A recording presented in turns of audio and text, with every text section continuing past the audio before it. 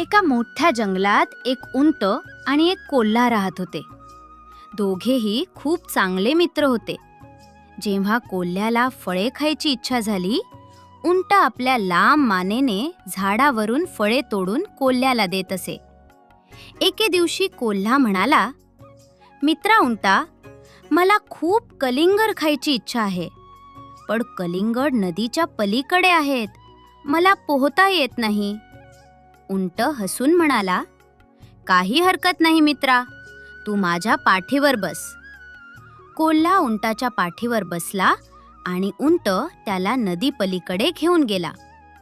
दोघांनी मिळून पोटभर कलिंगड खाल्ले. खाल्ल्यानंतर कोल्हा खूप खुश झाला आणि मजेत गाणे म्हणू लागला.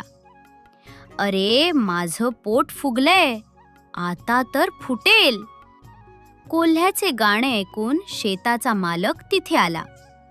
मालकाला पाहताच कोल्हा लगेच उंटाला सोडून झुडपात लपून बसला.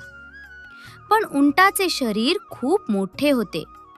तो झाडामागे लपायचा प्रयत्न करतो, तरीही मालकाला स्पष्ट दिसतो. मालक उंटाला पकडतो आणि त्याला चांगलीच मारहाण करतो. मालक निघून गेल्यावर कोल्हा बाहेर येतो आणि हसत विचारतो, "अरे मित्रा, ठीक आहेस ना?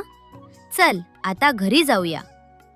उंट काहीच बोलत नाही आणि उंट नदीकडे चालू लागतो. पण नदीच्या मधोमध पोहोचल्यावर उंट अचानक थांबतो आणि डुबकी मारू लागतो. कोल्हा घाबरून ओरडतो, "अरे मित्रा, तू काय करतोयस? मला पोहता येत नाही."